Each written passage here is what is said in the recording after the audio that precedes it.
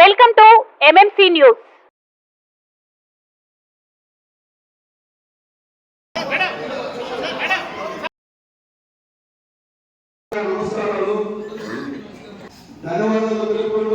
కళ మీది, కృషి మాది. స్థలమైన, ఇల్లైనా ఖచ్చితమైన నమ్మకం మేఘనా కన్స్ట్రక్షన్ అండ్ బిల్డర్స్. మార్కెట్ లో అతి తక్కువ ధరలకే నిర్ణీత సమయంలో 100% వాస్తుతో ఇంజనీర్ల పర్యవేక్షణలో అనుభవజ్ఞులైన తాపీ మేస్త్రీలచే నంబర్ 1 క్వాలిటీ హౌస్ మెటీరియల్స్ తో మీరు కోరుకునే విధంగా ఇంటి నిర్మాణములు చేపట్టబడును. అన్ని ప్రాంతాల్లో ఇల్లు స్థలాలు అమ్మబడును మరియు కొనబడును. ఇల్లు కట్టుకోదలిచిన వారికి ఇంజనీరింగ్ ప్లాన్ మీరు కోరిన విధంగా ఉచితంగా చేసి ఇవ్వబడును. Proprietor Jampala Prakash. Cell number 9493307777. ఇట్లు మేఘనా కన్సల్టెన్సీ.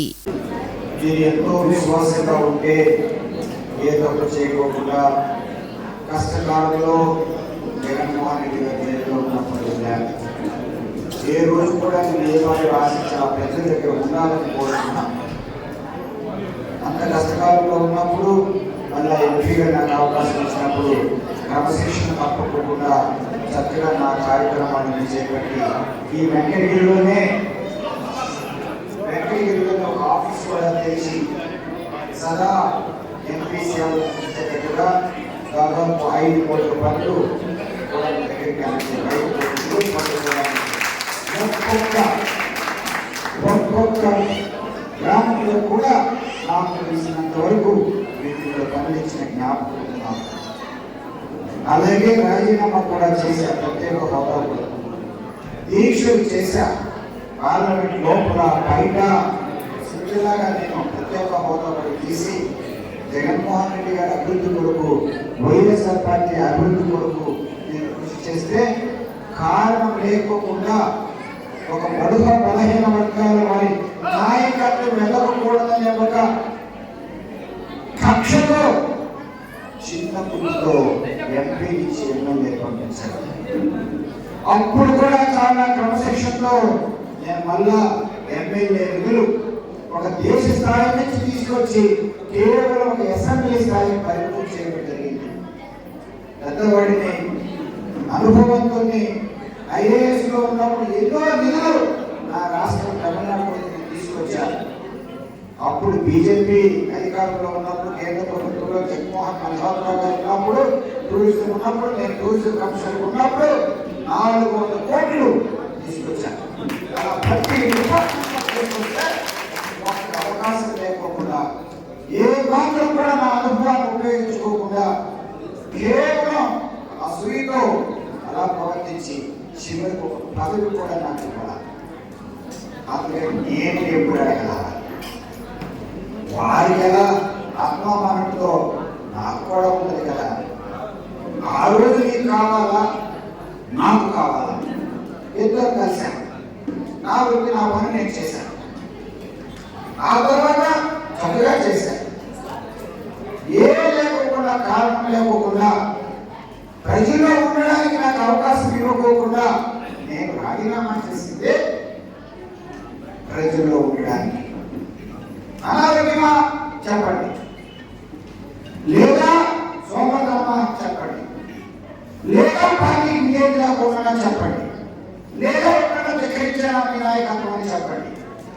ధిక్కరించే 2 సంవత్సరాలు చిన్న వాళ్ళ దగ్గరికి మన నియోజకవర్గం సంబంధం లేని వాళ్ళు ఎక్కడో ఉంటే రాజకీయ దగ్గరికి వెళ్ళమంటే వెళ్ళడానికి నేను ఏమన్నా చేతగాని వాడినా చెప్పండి. నాకు నేను చేతగాని వాడినా. అప్పుడు అలా చేసినప్పుడు నేను పార్టీ దూరం అయిపోయినప్పుడు ఎలా ప్రజల్లో ఉండాలని చెప్పి నేను కోరుకున్నప్పుడు ఒక పద్ధతి, ఒక క్రమశిక్షణతో కూడిన పార్టీ బీజేపీ పార్టీ. ఏ రోజు కూడా నేను ఎదురు చూడలా. కానీ నిష్పక్షపాతంగా నేను కూడా అందరిలాగా దాఖలు చేసుకున్నాను. నేను కూడా ఒక అభ్యర్థిగా ఎంపీగా నిలబడాలా, లేకపోతే ఎంపీగా అనుభవంతో ఒకసారి ఎంపీ ఓడిపోయాను, ఒకసారి ఎంపీ గెలిచాను, ఒకసారి ఎమ్మెల్యే ఉన్నాను, ప్రజల్లోనే ఉంటాను, అన్ని చోట్ల కూడా ఆఫీస్ తెచ్చాను, మంచి పనులు తీసుకొచ్చాను, ఎంపీ నిధులు మాత్రం కాకుండా కేంద్ర ప్రభుత్వం నిధుల నుంచి ఓఎన్జీసీ లాంటి పెద్ద పెద్ద కంపెనీల నుంచి కూడా తీసుకొచ్చి ప్రజలకు సేవ చేశారు అని చెప్పినప్పుడు చక్కగా నాకు ఎంత మంచి కాన్వర్సేషన్ అంటే అమ్మాయి లక్ష్మీ సాయి కేవలం ఒక అప్లికేషన్తో నన్ను ఆదరించి సర్వే చేయించి ఇక్కడ నాయకులందరినీ అడిగి అలాగే మన జిల్లా అధ్యక్షులు కూడా అడిగితే వాళ్ళకి తెలియదు నేను ఇప్పుడు చూడాలి. అలా చేసిన తర్వాత వారు కూడా ఏ రోజు కూడా మన పురంధేశ్వరి అక్కడ బాగు చేసి నేషనల్ స్థాయిలో మళ్ళా ఇంటర్వ్యూ గురించి అన్ని చల్లగా చేశారు. అప్పుడు మోడీ గారు నన్ను ఆమోదించారు. అందరూ వందనాలు, నాయకుల వందనాలు. ఈ చివర ఒక్కొక్క ఇంటిలాగా మీరు ఆ బీజేపీ పెట్టుకుంటూ కదా 81లో వచ్చిందా 80లో వచ్చిందా 80 నుంచి మీరు ఒక్కొక్క ఇంటికి పెట్టి ఒక వేరులాగా మీరు ఉండి గ్రామ గ్రామాలకు తీసుకెళ్ళిపోయారు. మీ విలువ ఎప్పటికీ నేను మర్చిపోను. మీ ద్వారా మన నాయకుల ద్వారా ఎస్ఎస్ఆర్ నాయుడు గారి ద్వారా మీ ద్వారా కూడా చక్కగా క్రమశిక్షణతో నేను చేర్పిస్తాను.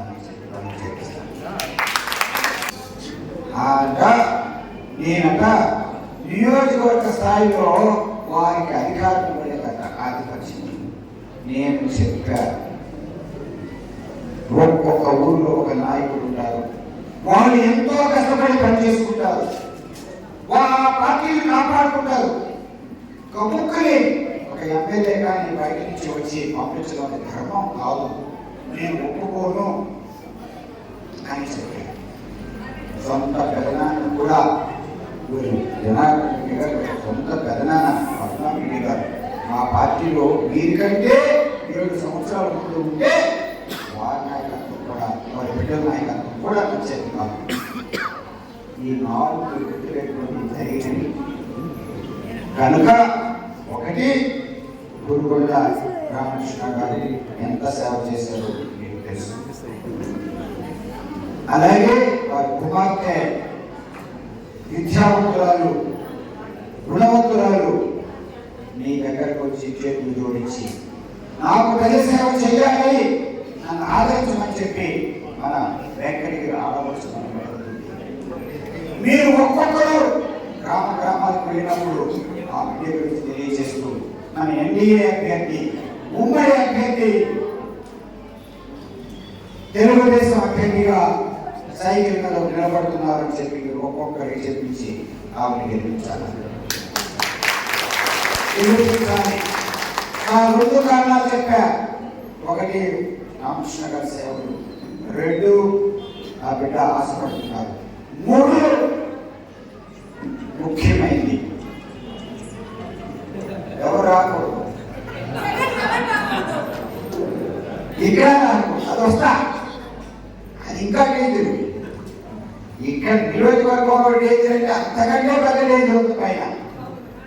నేను ఎంపీగా ఉన్న ఆ ఎమ్మెల్యేగా చూసినప్పుడు సంక్షేమ పథకాలు కాదన్న ప్రతి ఒక్కరికి కూడా సంక్షేమము అభివృద్ధి కూడా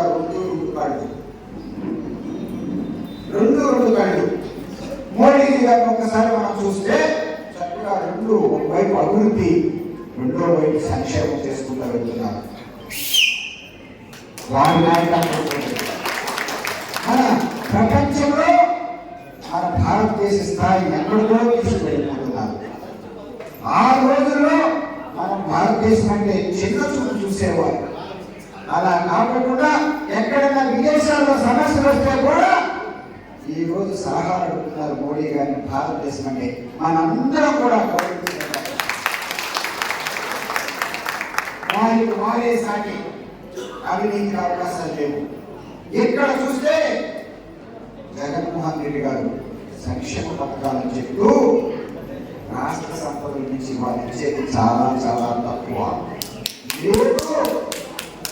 నాకు తెలుసు, అందరికీ చెప్పండి, రాష్ట్రం నుంచి వచ్చిన రాబడి 85,000 కోట్లు 86,000 కోట్లు అంటే అది కేవలం జిల్లా ప్రభుత్వ ఉద్యోగుల రక్షణకు వెళ్ళిపోతే వచ్చే రాబడి అంతా కూడా అది ఢిల్లీ మోడీ గారు. అక్కడి నుంచి రావాల్సిందే. ఒక సచివాలయం నడుస్తుంది, రైతు భరోసా నడుస్తుంది, నాటు వేడు నడుస్తుంది. అవన్నీ కూడా మోడీజీ గారు. ఏది చూసినా కూడా ఆఖరికి పనికి ఆహారం కూడా ఎన్ఆర్ఐ కూడా ప్రకటించవచ్చు. రైతు భరోసా దానిలో ఇచ్చే రైతుకు కూడా మనం కేంద్ర ప్రభుత్వం చూస్తుంది. ఏది చూసినా కూడా ఇలా వస్తే ఆఖరికి ఇల్లు స్థలాల్లో ఇల్లు కట్టడంలో వారు 1,80,000 విలువ ఉంటే అందులో మోడీ గారికి మన కేంద్ర ప్రభుత్వాన్ని 1,50,000 మంది. చూడండి ఎక్కడ చూసామా? నేను 32 లక్షలు విరమించా, నేను 2 లక్షలు విరమించా, నాకు ఓటు ఏంటి అడుగో. అదే సమయంలో ప్రజాస్వామ్యాన్ని కూలీ చేయడానికి, ప్రజాస్వామ్యాన్ని అంతం చేయడానికి ఆంధ్రప్రదేశ్లో మీకు హక్కు లేదు.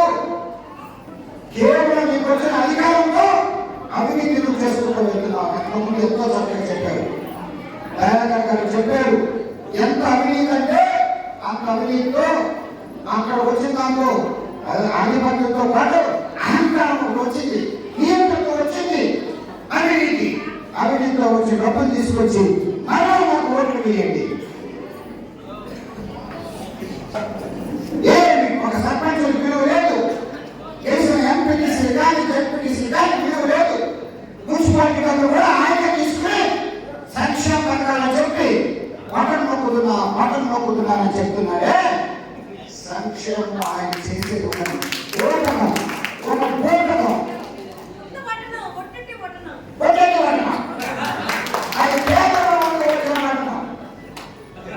అది అది బటన్ నొక్కుతున్నా ఇది మరలా రావాలా? ప్రజాస్వామ్యం లేకుండా చెయ్యాలా? అవినీతి చెయ్యాలి. అవినీతితో మళ్ళీ అధికారం తీసుకురావాలా? ఒక్కొక్కరికి 2,000, 5,000, 10,000 ఇచ్చుకోవాలా? ఎక్కడి నుంచి వస్తున్నాయి? అదో మాకు కదా పొడుగులో ఇక్కడ కూడా మీకు వాయిస్ ఉంది. సిలికా ఒక్కొక్క గ్రామాన్ని శ్మశానపట్టి చేస్తున్నారు. ఆ వైఎస్ఆర్ పార్టీ వాళ్ళు నేను ఆఖరి బలవైన గ్రామంలో చెరుకు మండలం వెళ్తే విజయసాయి పడుతున్నారు. నువ్వు ఎందుకు వెళ్ళావంటే వాళ్ళకి ఎంత అహంకారం లేకపోతే ప్రజాస్వామ్యంలో ప్రజలు ఎదుర్కోబడిన ఒక ఎమ్మెల్యే ప్రజలు వచ్చి నాకు సమస్య చెప్పినప్పుడు నాకు వెళ్ళకూడదు అని చెప్పాడంటే ఎంత నీచ రాజకీయం చేస్తున్నారు. మీరు ఒక్కసారి ఆలోచించుకున్నారు. నాకు ఎందుకు కష్టం అంటే నేను చూసి వచ్చా. ప్రజలు ఎదుర్కోబడిన వ్యక్తి ప్రజలు వచ్చి నాకు సమస్య చెప్పారు, సీతా చేయకండి అని చెప్పి ఆపు చేయిస్తే నువ్వు ఎందుకు వెళ్తామని అడుగుతావు. అలాగే ఇసుక అక్కడ పెద్దలందరూ కూడా రైతులు ఉంది. ఉదాహరణకి మా వైఎస్ఆర్ అప్పుడున్న నా వైఎస్ఆర్ పార్టీ నాయకులే మధుసూదన్ రెడ్డి గారు వెళ్ళి అడిగితే కేటాలో మీటింగ్ అంటారు. ఇలాంటి పెద్ద మీటింగ్లో అదే అంటే ఏ మాత్రం ప్రజాస్వామ్యం లేదు, ఏ మాత్రం కూడా ఒక పద్ధతి కానీ ఒక మానవత్వం కానీ అయ్యో ప్రజలకు వచ్చేవే ప్రజలు గ్రామాలను నాశనం చేయకూడదు, శ్మశాన వాటిని నాశనం చేయకూడదు, వ్యవసాయం నాశనం చేయకూడదు, ఆవుని నాశనం చేయకూడదు. ఏ మాత్రం కూడా మానవత్వం లేదు. అవినీతి అహంకారం మా తెలియదు మా బిడ్డ. అహంకారం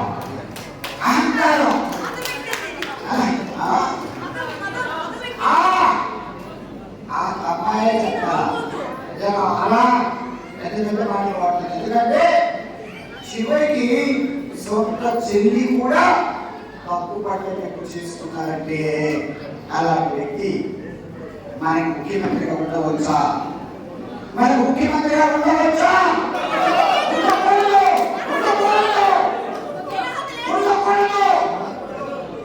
అందుకే చంద్రబాబు గారు, పవన్ కళ్యాణ్ గారు నడుము బిగించి కంకణం కట్టుకున్నారు. వీళ్ళ నాయకత్వం వైఎస్ఆర్ నాయకత్వం ఆపు చేయాలా? లేకపోతే ఆంధ్రప్రదేశ్ లో ప్రజాస్వామ్యం ఉండదు. ఒక సామాన్య రాజకీయం చేయలేడు, ఎన్నికల్లో నిలబడలేడు. ఒకవేళ ఎస్ఎస్ఆర్ నాయుడు గారి ఎమ్మెల్యే అనుకుంటే ఆయన ఆ విధంగా విచ్చలవిడిగా కనుక చూడకపోతే సాయి గారు కానివ్వండి, లేదా ఎస్ఎస్ఆర్ గారు కానివ్వండి, ఎవరైనా ఒక సామాన్యుడు ఎన్నికలు చేయగలరా? రాజీనామా అయిపోతుంది, రాకూడదు. అభివృద్ధి ప్రధాన అనుభవంతులు చంద్రబాబు నాయుడు గారు, పవన్ కళ్యాణ్ గారు ఇద్దరు కూడా ఆలోచనతో వచ్చారు. వారి ఉద్దేశం ఏంటంటే ఈయనకు భయపడి వారు ఒప్పుకోవడం వల్ల ఈ నక్కల రాజకీయానికి ఈ విధంగా అభివృద్ధితో డబ్బులు తెచ్చుకున్నారు కనుక మనందరం కూడా ఉంటే ఒక గ్రామంలో ఒక తోడేలాంటి వస్తే ఊరంతా ఒకవరా అవరా అవరా ఆయన మంచి పెట్టారా ఎవరో తీసుకోకుండా ఆయన చెప్పుకుంటున్నారు. అంత తోడేలాట ఎవరో తోడేలు అంటే కాదు, నేనన్నా ఆ ఒక్క తోడేళ్ళని ధైర్యం పొందడానికి చంద్రబాబు నాయుడు గారు, పవన్ కళ్యాణ్ గారు, మోడీజీ గారు ఆశీస్సులతో వచ్చారు.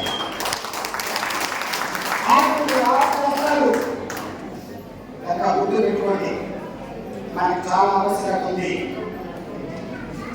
ఇక్కడ తప్పనిసరిగా ఎన్డీఏ ఉమ్మడి అభ్యర్థిగా తెలుగుదేశం తరఫున సైకిల్ నిలబడుతున్న మన ముద్దుగా వెంకటగిరి ఆడవచ్చు అమ్మాయిని ఎలా గెలుస్తారో అత్యధికంగా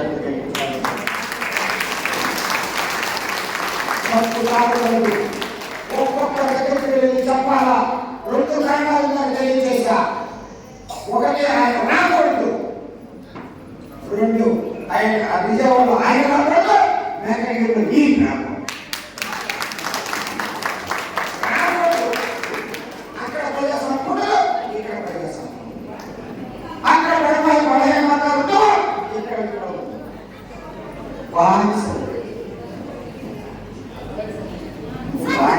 నువ్వు బానిసగా చేస్తే ఉండండి. నేను చేతగా వాళ్ళ ఎప్పుడు వద్దంట, ఎప్పుడు అవకాశం చేయరా పంచాయతీలో పక్షులాగా బయటికి వెళ్ళిపోవాలని గత 5 సంవత్సరాలుగా నేను చూస్తూ ఉన్నానని పెద్దలు మీరందరూ కూడా తెలియజేస్తున్నా. ఏ రోజు ఆయన చేస్తారా? ఏ రోజు కూడా నాకు కానీ నా బిడ్డ కానీ ఒక పదవి అని చెప్పి నేను కోరలా.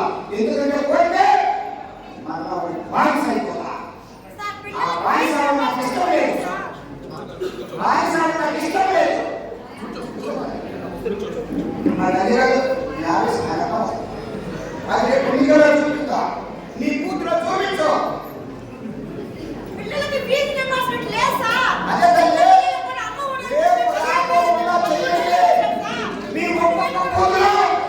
ఒక్కొక్క కూతురు మీ సత్తా చూపించండి.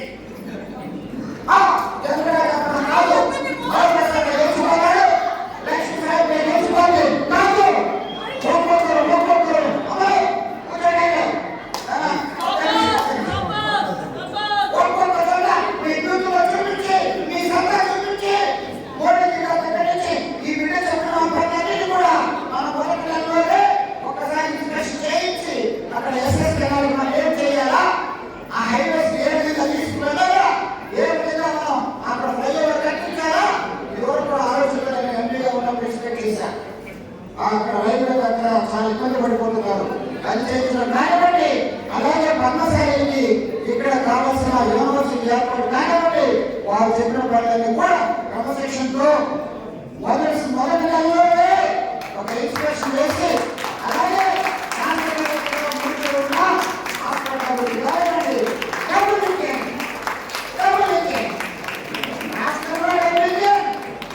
ఇక్కడ వెంకటగిరి నియోజకవర్గంలో కూడా ఆ బిడ్డ ఎంత నమ్మకం లేకపోతే ఒక బోనస్ అంటే వారసాలలోనే ఎవరు చెప్పుకుంటారు? వరప్రసాద్ రాములు చేస్తారు, ఎవరు చెప్పుకుంటారు? కష్టపడి చేస్తారు. ఆ బిడ్డ కారణం లేకోకుండా రెండోసారి మాత్రం నేను చూశాను. బోనస్ అట బోనస్, ఆ మాట నిలబెట్టుకోవాలా? ఇద్దరు కలిసి నిష్పక్షపాతంగా మీకు సేవ చేసి మీ మంచి పేరు తీసుకొచ్చి మమ్మల్ని ఎవరైతే నమ్ముకున్నా వెంకటగిరి అందరూ కూడా శభాష్. ఒక ఎంపీ అభ్యర్థి వరప్రసాద్, అప్పుడు ఎంపీ, అలాగే ఒక చిన్న బిడ్డ చాలా మంచి పని చేసింది అని మేము అనుకునేటట్టుగా మేము చేస్తామని చెప్పి తెలియజేస్తూ ఇంత చక్కగా ఉన్నారు మీరందరూ కూడా వందనాలు తెలియజేస్తూ మన గుర్తు మాకు ప్రజల్లోకి తీసుకువెళ్ళండి. అమ్మాయి సైకిల్ గుర్తు చాలా వరకు తెలుసు అయినా కూడా ఎందుకంటే అది ప్రజలో ఉండిపోయింది. ఇప్పుడు మన కమలం గుర్తు కూడా ప్రజల్లోకి తీసుకువెళ్ళాలని చెప్పి తెలియజేస్తూ ఒక్కసారి